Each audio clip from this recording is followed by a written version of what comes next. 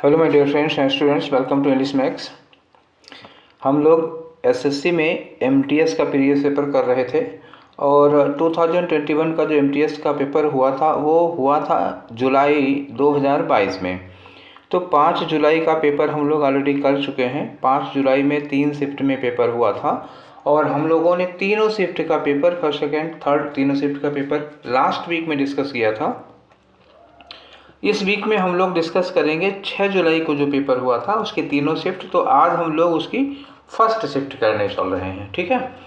और इसके बाद लगातार इसी हफ्ते में आपको फर्स्ट सेकंड थर्ड, फर्स्ट आज हो जाएगी, सेकंड और थर्ड आपको जल्दी ही मिल जाएगी। तो इसका पीडीएफ आप लोगों ने सॉल्व कर लिया होगा 25 क्वेश्चंस, और मुझे उम्मीद है कि आप लोगों ने बहुत बढ़िया परफॉर्म किया होगा। तो चलिए स्टार्ट करते हैं और देखते हैं कि आप लोगों ने उन 25 क्वेश्चंस में से कितने सही किए हैं, ठीक है। तो आइए स्टार्ट करें।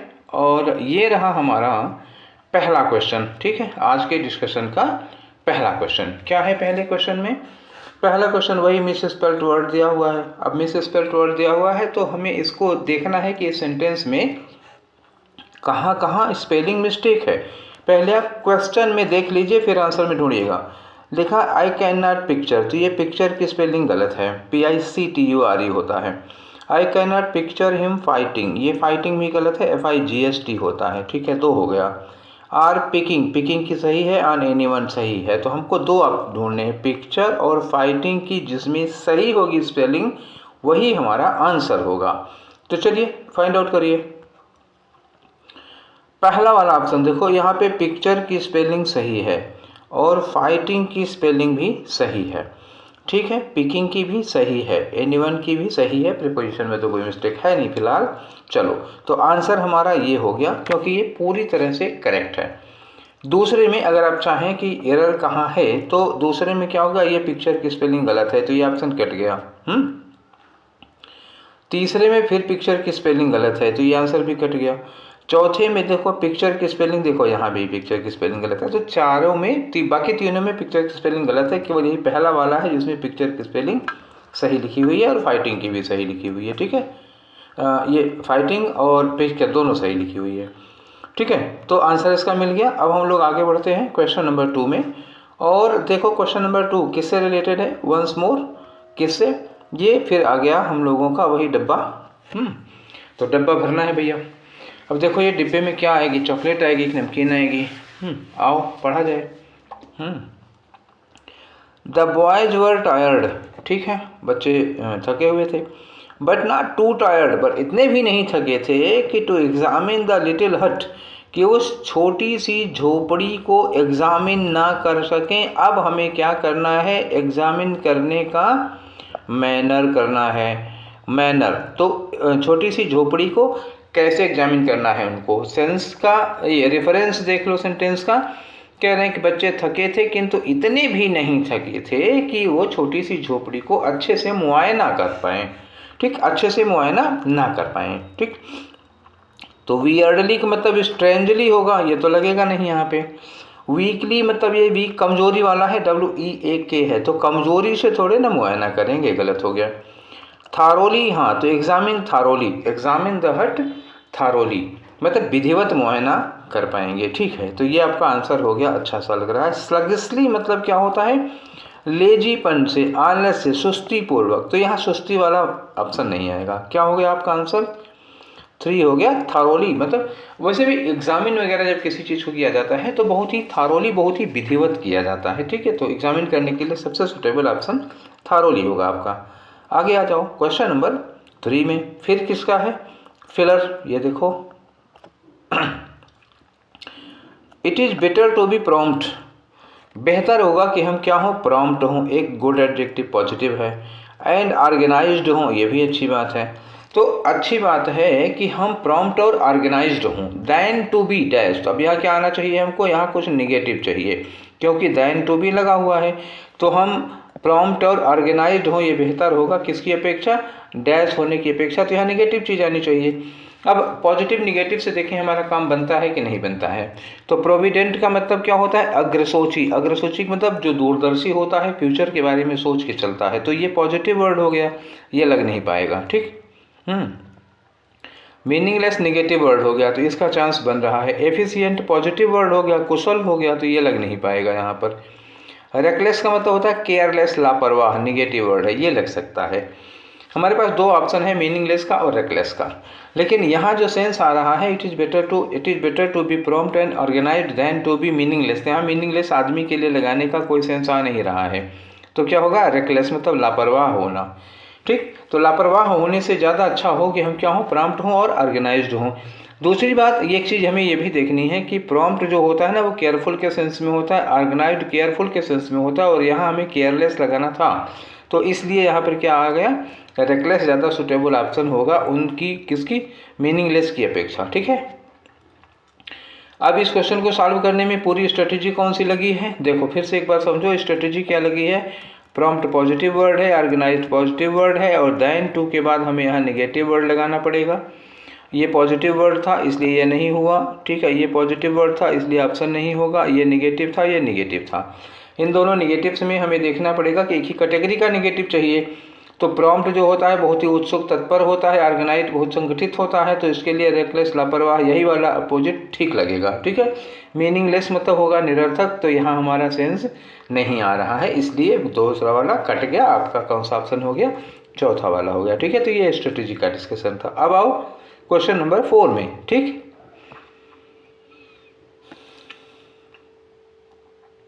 अब क्वेश्चन नंबर 4 इम्प्रूवमेंट का क्वेश्चन है। एक पार्ट है जो अंडरलाइन करके दिया हुआ है और बताना है कि इसमें अगर कोई गलती है तो इसकी जगह पर सही क्या होगा, अगर कोई गलती नहीं है तो ठीक है।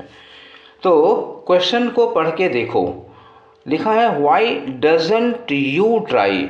यू क्या है, प्लूरल सब्जेक्ट, इसके लिए डज हमारे लिए नहीं लगता, इसके लिए हमें क्या लगाते हैं, डू लगाते हैं हम लोग। क्लियर, तो व्हाई डोंट यू, यहाँ क्या होना चाहिए, why don't you try calling your family again. तो डोंट कहाँ मिलेगा हमको, यू डोंट ट्राइज, देखो डोंट के साथ ट्राइज लगा दिया, गलत हो गया। डजंट होगा नहीं, डोंट यू ट्राई, ये आपका आंसर कौन सा हो गया, थर्ड वाला हो गया। ठीक है, ये सब क्वेश्चन तो आई थिंक आप लोगों ने कर ही लिया होगा। अब आ जाओ क्वेश्चन नंबर 5 में। क्वेश्चन नंबर 5 में क्या कह रहे हैं, फिर वही एरर का क्वेश्चन है। ठीक है, देखिए क्या कह रहे हैं कि अगर इसमें कोई एरर है या नो एरर है तो ये चीज़ आप बताइए हमें। तो स्टेटमेंट को हम थोड़ा ऊपर कर दे रहे हैं ताकि क्वेश्चन आपको ठीक से दिखाई दे, ऑप्शन ठीक से दिखाई दे। क्वेश्चन पढ़ो, लिखा है द टेलीकॉम ग्रोथ स्टोरी।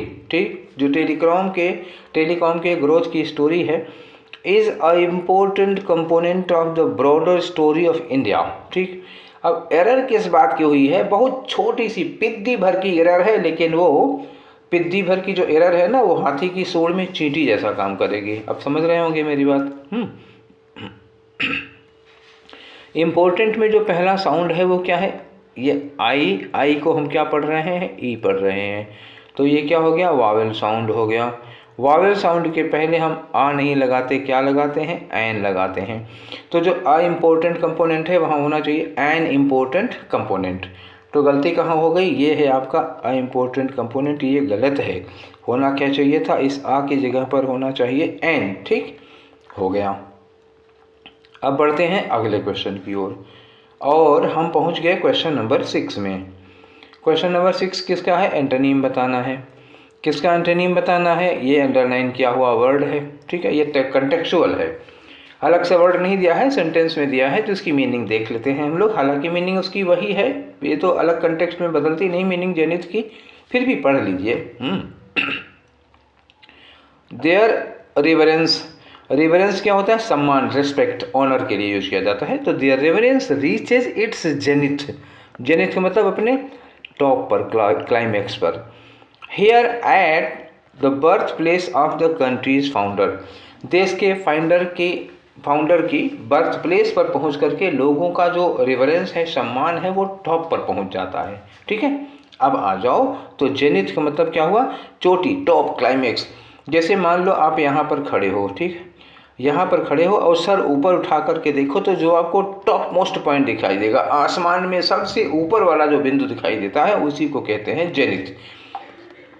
तो इसका मतलब अब आप यहाँ आ जाओ, यहाँ खड़े हो, नीचे झांक के देखो, जो सबसे निम्नतम बिंदु दिखाई देगा, लोएस्ट पॉइंट जो दिखाई देगा, आप उसको क्या कहते हैं, नदिर कहते हैं, NADIR। DIR क्या होगा, नदिर कहते हैं। जेनिथ का अपोजिट हमेशा क्या होगा, नदिर होगा। तो ऑप्शन देख लो, क्रेस्ट का मतलब टॉप होता है, ये साइनोनिम हो गया। नदिर का मतलब सबसे निम्नतम पॉइंट, लोएस्ट पॉइंट, ये एंटोनिम हो गया। होरिजन क्षितिज होता है, मतलब पैरेलल, मतलब धरती के पैरेलल, आपको सबसे दूर जहाँ तक दिखाई देता है, जहाँ धरती आसमान एक दूसरे से मिलते दिखाई देते हैं, उसको हम लोग क्या कहते हैं, हॉरिजन या क्षितिज।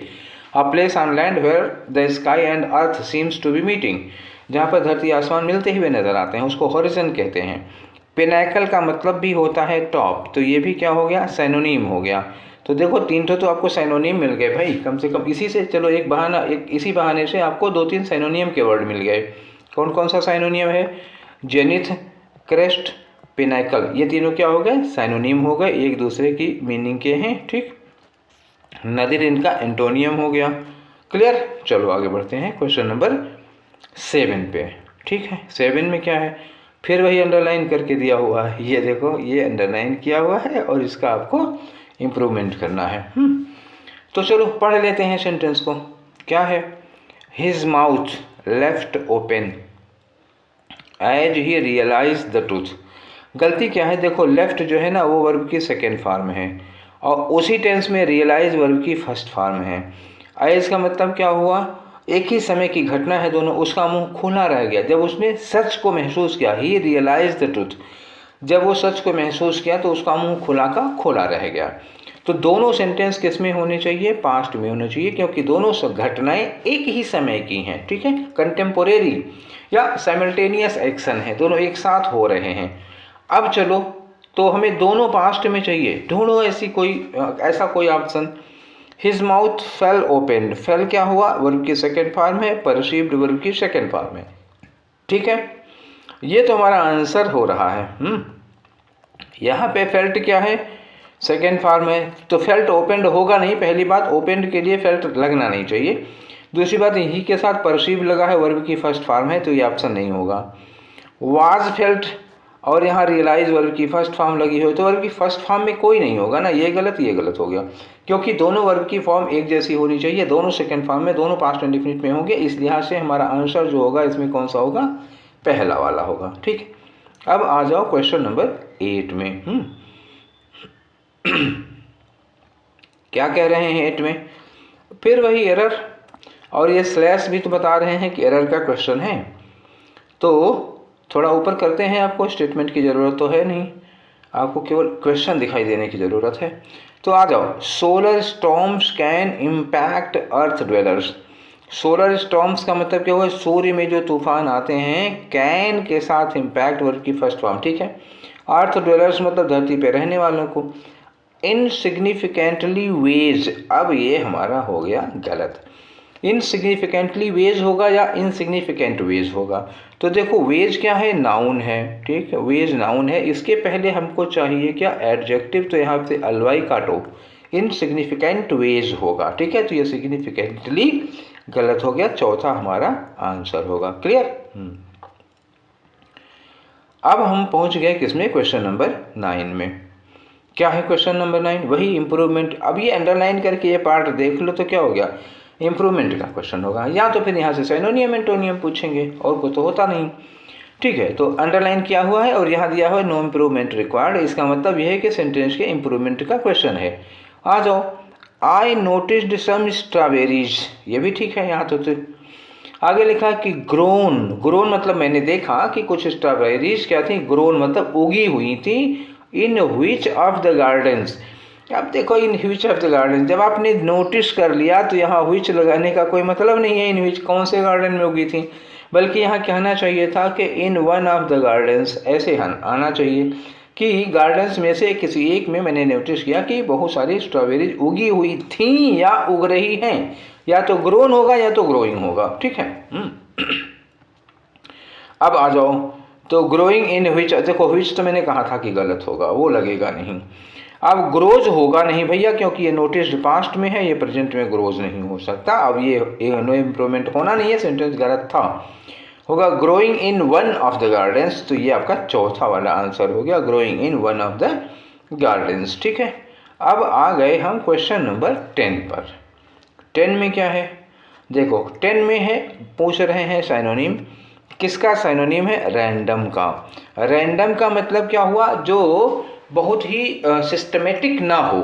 रैंडम का मतलब क्या हुआ? बाई चांस वाला हो जाता है ना। रैंडमली, जैसे हमने रैंडमली कोई चीज़ देख ली, रैंडमली कुछ पढ़ लिया, मतलब होता है ना, बहुत ऑर्गेनाइज्ड वे में नहीं, बहुत सिस्टमेटिक वे में नहीं, बहुत ही रेगुलरली नहीं, बहुत कंटिन्यूअसली नहीं, रैंडमली मतलब बाई चांस, कभी पढ़ा कभी नहीं पढ़ा, कभी पढ़ा कभी नहीं पढ़ा, जैसे आप लोग करते हैं। ठीक है, पेपर आ गया तो शुरू हो गए, पेपर नहीं है तो रैंडमली चल रहा है। ठीक है, कोई बात नहीं, वो भी सही है। अब तो लेकिन हो जाओ रेगुलर। तो रैंडम का साइनोनिम हमको ढूंढना है। तो डेफिनिट तो होगा नहीं, ये तो एंटोनिम हो जाएगा रैंडम का। कंटिन्यूअस भी एंटोनिम हो जाएगा, सिस्टमेटिक भी एंटोनिम हो जाएगा, क्योंकि मैंने कहा था ना कि जो सिस्टमेटिक ना हो, जो कंटिन्यूअस ना हो, वही रैंडम होता है। ठीक है, तो ये तीनों तो गए काम से। ठीक है, अब बचा चांस। चांस का मतलब क्या? जब मौका मिला, बाई चांस पढ़ते रहे, जब मौका मिला पढ़ लिए, जब मन किया पार्टी वार्टी से फुर्सत पाए तो पढ़ लिए। तो यही आपका आंसर होगा चौथा वाला। ठीक है, रैंडम का। अब आ जाओ क्वेश्चन नंबर 11 पर। 11 में क्या है? 11 में है आपको वन वर्ड बताना है। वन वर्ड किसका बताना है? सेंटेंस देखो, डेलिबरेटली मेलिशियसली। डेलिबरेटली का मतलब क्या? जानबूझकर, विलिंगली, पूरा प्लान करके। और मेलिशियसली का मतलब दुर्भावना से, आपके अंदर कोई जलन है, ईर्ष्या है, इस भावना के साथ।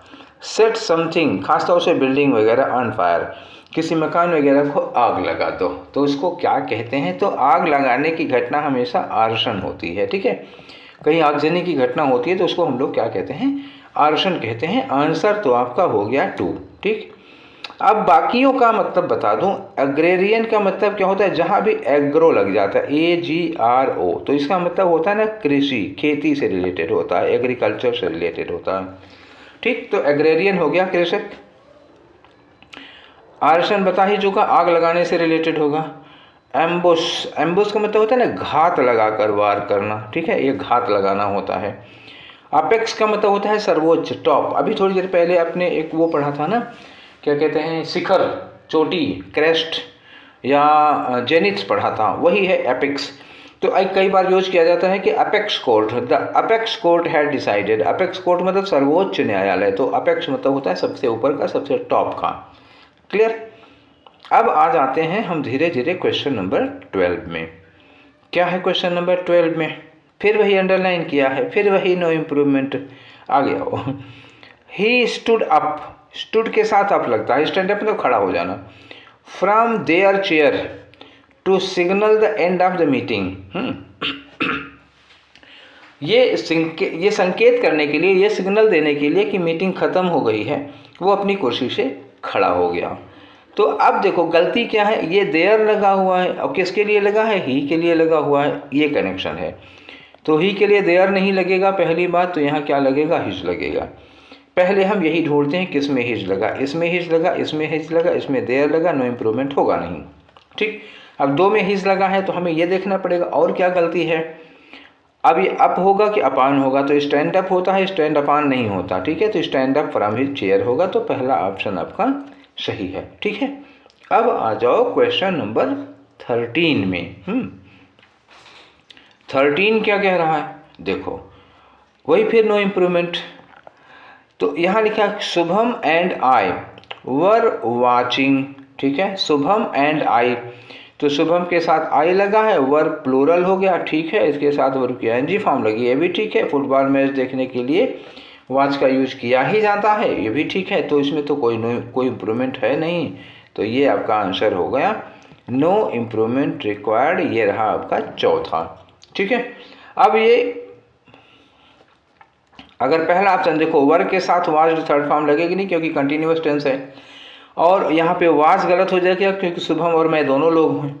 और फिर इज लगाए हो तो ये भी प्लूरल होना चाहिए। उसके बाद इसमें मी भी गलत है, यहाँ आई होना चाहिए क्योंकि वो सब्जेक्ट है। ठीक है, तो ये रामा भी हो गया।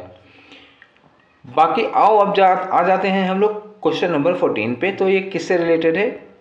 स्पेलिंग से। पूछा क्या है? Correctly spelled. देखो यहाँ ध्यान देना, करेक्टली स्पेल्ड दिया है, कि मिस स्पेल्ट दिया है कि इनकरेक्टली दिया है, तो ये जरा कायदे से पढ़ना पड़ता है यहाँ पर। वर्ड एक ही है, इन्फ्लुएंस। तो मैं आपको इन्फ्लुएंस की स्पेलिंग बता देता हूँ। आई होता है, एन होता है, उसके बाद इसमें फ्लू होगा, इन्फ्लू, ठीक है। फ्लू जो बुखार उखार होता है, फ्लू हो गया। इन्फ्लुएंस में बाद में क्या करोगे, ई लगाओगे, एन सी ई लगाओगे, ये हो गया इन्फ्लुएंस। तो अब अपना आंसर ढूंढो, ये रहा आपका इन्फ्लुएंस। क्लियर? चलो, तो ये 2 हो गया। आगे बढ़ जाते हैं हम क्वेश्चन नंबर 15 में। क्वेश्चन नंबर 15 में out for the count. Out for the count का मतलब देखा होगा कभी WWF वगैरह में, एक पहलवान गिरा ऐसे चित्त, ठीक है, तड़ाम से चित्त गिरे हैं, और यहाँ पर एक पहलवान जो ऐसे होता है ना, ऐसे बैठा हुआ, यहाँ पे हाथ पटकता है, हाथ पटकता है, 1 2 3 4, हरकत हुई शरीर में कि नहीं हुई, 10 तक अगर किसी के शरीर में, यहाँ इसकी शरीर में हरकत नहीं होती तो वो मैच के बाहर हो जाता है। तो आउट फॉर द काउंट ये हो गया, मतलब पूरी तरह से बैडली डिफीटेड, ठीक है। अब इस सेंस में अगर कोई ऑप्शन मिलता है तो ठीक है, नहीं तो देखेंगे, कुछ और देखेंगे। तो वेरी एक्सपेंसिव का यहाँ कोई लेना देना नहीं है। प्रिपेयर्ड फॉर बैटल, ये तो अपोजिट होगा। प्रिपेयर्ड कहाँ होता है, वो तो हारा हुआ होता है, ये नहीं होगा। इन अ डीप इनसेंसिबल स्लीप, मतलब एकदम बेहोश हो गया है, वो हिल उल नहीं सकता, हरकत नहीं कर सकता, काम चलाऊ है। रेडी फॉर स्क्रूटनी ये होगा नहीं, तो फिर यही तीसरा वाला ऑप्शन ले लो, क्योंकि बाकी तीनों एकदम से आउट ऑफ सेंस हैं। फिलहाल यहाँ के लिहाज से आउट ऑफ सेंस हो गए, तो उन तीनों को नहीं लगाना है, तो फिर यही तीसरा है। हालांकि बहुत सटीक नहीं है, लेकिन उसके अलावा और कोई इसका ऑप्शन हो भी नहीं सकता, तो थर्ड पे जा जाओ। अब आ जाओ क्वेश्चन नंबर 16 पे। 16 में फिर वही क्वेश्चन क्या है, नो इम्प्रूवमेंट, ठीक है। तो आगे बढ़ाते हैं, आपको क्वेश्चन दिखाते हैं। ये रहा आपका क्वेश्चन, क्या है इसमें कह रहे हैं, ऑल्दो द वाटर्स में हैव रिसीडेड। रिसीड का मतलब हट जाना, जिसे बाढ़ आई हो और पानी बरसना बंद हो जाए, 2-3 दिन बाद बाढ़ उतर जाती है, तो वाटर्स में हैव रिसीडेड, पानी पीछे हट गया है, मतलब उतर गया है। फिर लिखा है the aftermath of one of the world's biggest natural disaster had only just began. तो भैया अब देखो, जब वन ऑफ लगाओगे ना, ये वन ऑफ लगाओगे तो ये नाउन प्लूरल होना चाहिए। मैंने आपसे एक बार पहले भी बताया था इस तरह की बातें। वन ऑफ के बाद जो नाउन आता है वो क्या होता है, प्लूरल नाउन होता है, ठीक है ना। जैसे मैं आपको एक सेंटेंस दूं, मान लो मैं लिखूं वन ऑफ द स्टूडेंट। अब वन ऑफ द स्टूडेंट थोड़े होगा जी, वन ऑफ द स्टूडेंट नहीं, वन ऑफ द स्टूडेंट्स होगा, क्योंकि जब आप करते हो कहीं पर 1/, तो 1/2 थोड़े, 1/1 थोड़े ना होगा, 1/1 नहीं हो सकता, कम से कम क्या होगा, 1/2 होगा, 1/3 होगा, 1/4 होगा, तो ये कम से कम 1/10 होगा। तो ये जो 1 लिखा है 1, ये कौन हो गया, ये 1 हो गया, और ये जो नीचे लिखा हुआ ये स्टूडेंट्स हो गया। तो यहाँ एक, यहाँ सिंगुलर, यहाँ पे आप सिंगुलर नहीं रख सकते हो, इसलिए ये नाउन जो होता है ना स्टूडेंट्स, ये सिंगुलर नहीं हो सकते, ये हमेशा प्लूरल रखना पड़ेगा। तो ये जो डिजास्टर लिखा है वन ऑफ द, इसके फिर लगा, तो डिजास्टर की जगह पे हमको डिजास्टर्स, यहाँ डिजास्टर्स लिखा हुआ चाहिए, ठीक, ये मेन चीज़ हो गई। तो पहली जो इसकी गलती है, हमें चाहिए ऑप्शन में क्या, डिजास्टर्स, तो ये डिजास्टर्स एक यहाँ हमको मिल गया, ठीक है, और ये डिजास्टर्स हमें यहाँ मिल गया, ठीक है। ये डिजास्टर्स नहीं है, ये गलत हो गया। तो 2 में देख लेते हैं, 2 में देख लेते हैं। तो अब ये जो वर्ड्स लिखा हुआ है ना इसका, ये वर्ड्स गलत है, क्योंकि देखो बहुत सारी दुनिया नहीं है कि उसका हम पजेसिव बनाए, दुनिया एक ही है। तो ये वर्ड में यहाँ कामा लगा के एस लगाना चाहिए था, तो दूसरा वाला गलत हो गया। अब हमारा पहला वाला आंसर एकदम से करेक्ट हो गया। मिलाना चाहो मिला लो। The aftermath of the one of the words, ये देखो 1 लिखा ना, the one of the words, ये वर्ड्स ठीक है। बिगेस्ट नेचुरल डिजास्टर्स, ये डिजास्टर्स भी ठीक है। तो आपका आंसर कौन सा हुआ, यहाँ पे 1 हुआ, ठीक है।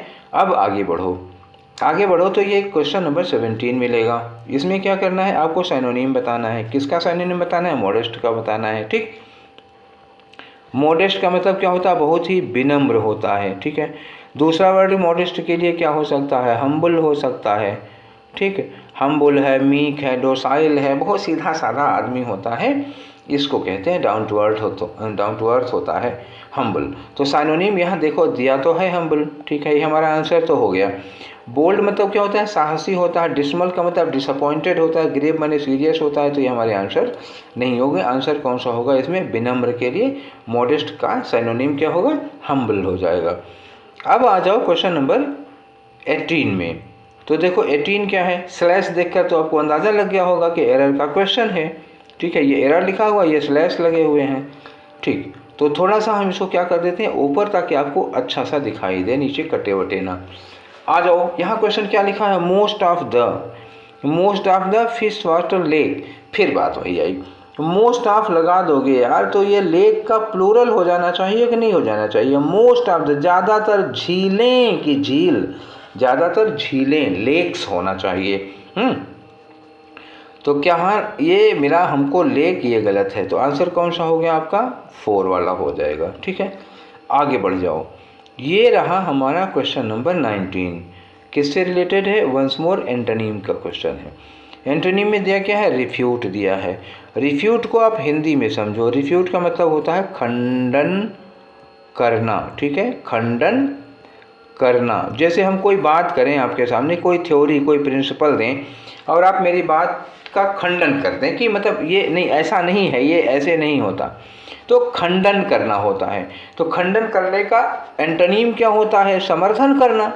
समर्थन करने में एंडोर्स का मतलब क्या होता है, आप अपनी स्वीकृति दे रहे हो, ठीक है। तो एंडोर्स स्वीकृति देना होगा। तो ये हमारा आंसर हो जाएगा एंटोनिम में।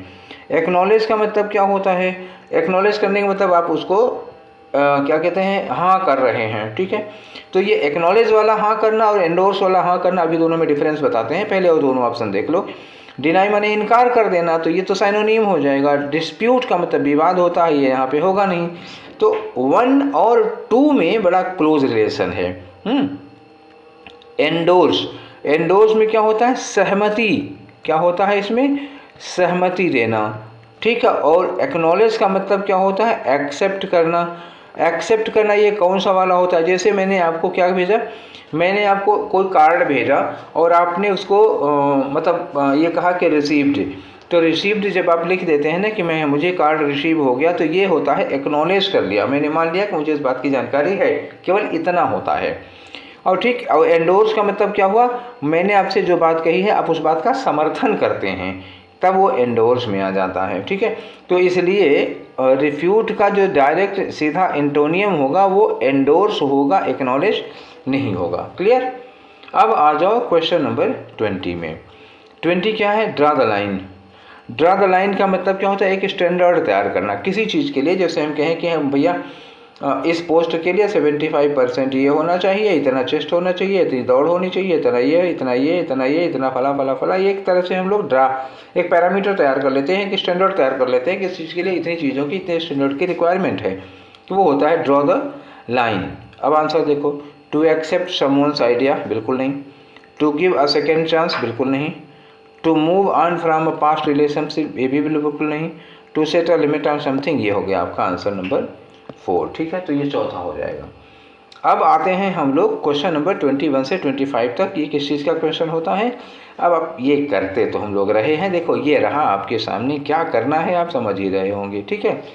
एक पैराग्राफ दिया हुआ है, पैराग्राफ में जगह जगह बीच बीच में खाली है, वहाँ पे आपको सूटेबल वर्ड भरना है, ठीक। इसके पहले आपको ये सेंटेंस, ये पूरा पैराग्राफ पढ़ना पड़ेगा, बिना पढ़े मज़ा नहीं आएगी, भर नहीं पाओगे आप, ठीक। तो आ जाओ पढ़ते हैं। The government is taking seriously the dash of road safety. तो रोड सेफ्टी की बात को लेकर के, रोड सेफ्टी के मुद्दे को लेकर के गवर्नमेंट क्या है, बहुत सीरियस है, ठीक है।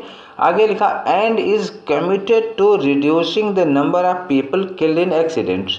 एक्सीडेंट्स में जो लोग मारे जाते हैं उनकी संख्या को घटाने के लिए एकदम डिटर्मिन्ड है, कमिटेड है, दृढ़ निश्चय है, ठीक है। चलो आगे देखते हैं।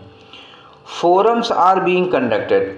फोरम्स तमाम फोरम्स से कंडक्ट किया जा रहा है, dash to bring law makers, ठीक है। तो देखो यहाँ लिखा है कि लॉ मेकर्स को, लॉ एनफोर्समेंट ऑफिसर्स को, रोड यूजर्स को, इन सबको टुगेदर मतलब ब्रिंग टुगेदर मतलब साथ में लाने के लिए डैश किया जा रहा है, तो कंडक्ट किया जा रहा है। कंडक्ट के बाद यहाँ दिया जाएगा मैनर, कैसे, तो फोरम्स से लगातार कंटिन्यूअसली कंडक्ट किया मतलब संपर्क किया जा रहा है, यही होगा ना कि फोरम्स आर बीइंग कंडक्टेड, यहाँ फ्रिक्वेंटली रेगुलरली ऐसे कुछ वर्ड आएगा, फ्रिक्वेंटली रेगुलरली टाइप का, तो उनसे लगातार संपर्क किया जा रहा है, तो लगातार का सेंस आ रहा है यहाँ पर। ठीक, क्यों संपर्क किया जा रहा है? लॉ मेकर्स और law enforcement officers road users को एक साथ लाने के लिए। क्यों?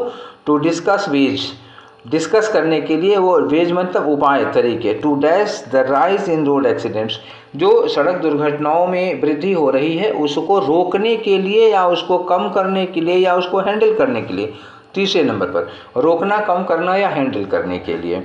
अब आगे आ जाओ। एवरीवन एग्रीज दैट, हर आदमी इस बात से सहमत है कि मोर नीड्स मतलब ज़्यादा लोगों को ज़रूरत है, more needs to be done, ज़्यादा काम किया जाना है on road safety in its determination to dash the rate of road accident. यह है जो लिखा है ना, रोड एक्सीडेंट्स के रेट को कम करना, तो ये थर्ड वाला ही करीब फोर्थ नंबर पे, थर्ड नंबर फोर्थ नंबर करीब करीब एक जैसा ऑप्शन आएगा। ठीक है, आगे आ जाओ। The government with the cooperation of relevant agencies, government जो है संबंधित रिलीवेंट एजेंसीज में संबंधित एजेंसीज से संपर्क कर रही है लगातार कोऑपरेट करने के लिए। आगे लिखा is making serious dash to install proper road culture in children, young adults and public in general. तो इन लोगों में प्रॉपर रोड कल्चर डालने के लिए सीरियस, तो अब यहाँ क्या हो गया, यहाँ एफर्ट लगेगा, कोशिश, अटेम्प्ट, एफर्ट, प्रयास, लगातार गवर्नमेंट प्रयास कर रही है ना कि बच्चों के मन में मतलब प्रॉपर रोड कल्चर डेवलप कर दी जाए। ठीक है, तो चलो अब भरते हैं हम लोग। तो पहला वाला जो ऑप्शन है, government is taking seriously the dash of road safety, तो रोड सेफ्टी का क्या होगा, रोड सेफ्टी का रिलीज होगा, नो, रोड सेफ्टी का रेसिड्यू होगा, बिल्कुल नहीं, रोड सेफ्टी की साइट होगी, बिल्कुल नहीं, रोड सेफ्टी का इशू ऑफ रोड सेफ्टी। तो कौन सा आंसर हो गया इसमें?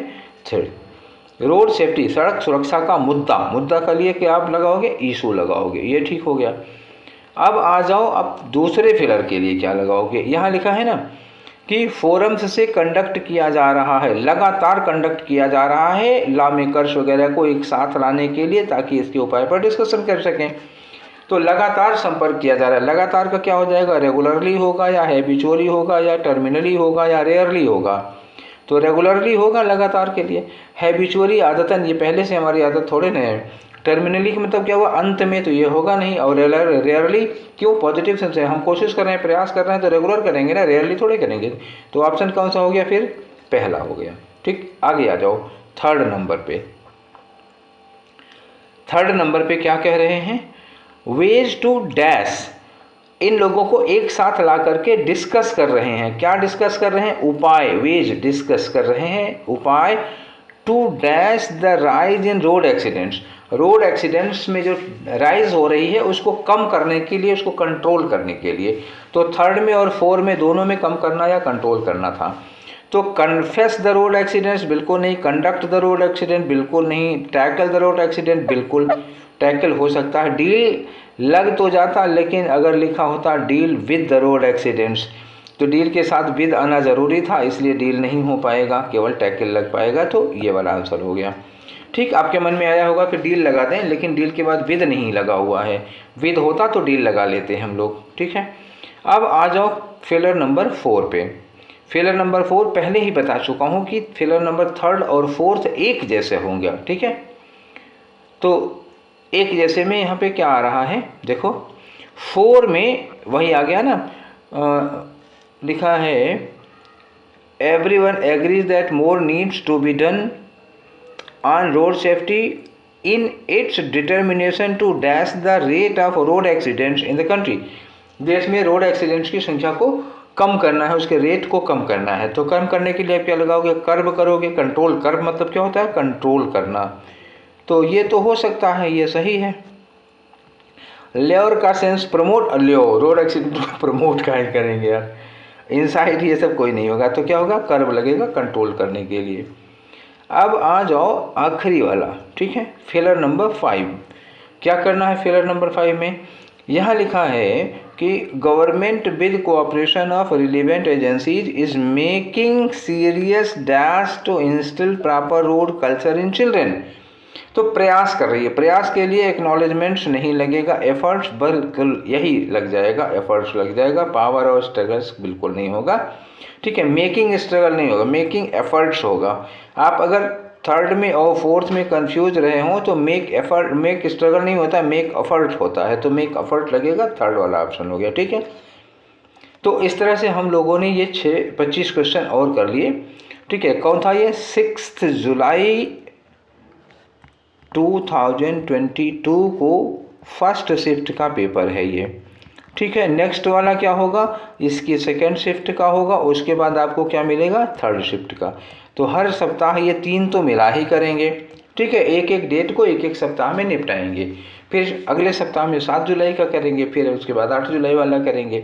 ठीक है, तो इस सप्ताह हम लोग 6 जुलाई वाला कर रहे हैं। ठीक, और कल हमने आप लोगों को डाला था कि डेथ और फ्यूनरल से रिलेटेड बहुत सारे वर्ड आपको दिए थे। ठीक है, डेथ और फ्यूनरल से, और ये जो फ्यूनरल वाले वर्ड्स मैंने उसमें आपको डिस्कस किए हैं, इनमें से बहुत सारे वर्ड 1 वर्ड सब्स्टिट्यूशन में पूछे गए हैं, भर भर के पूछे गए हैं, अक्सर पूछा गया है। ठीक है, तो इसको आप लोग नोट कर लीजिए, बहुत ज़रूरी है।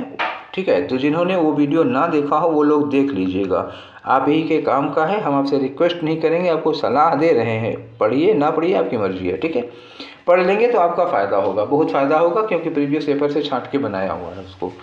ठीक है, तो ये सेशन यहीं पर वाइंड अप करते हैं, फिर मिलेंगे हम लोग नेक्स्ट सेशन में 6 जुलाई को सेकेंड शिफ्ट को जो पेपर हुआ था उसको डिस्कस करने के लिए। Till then take care, thank you.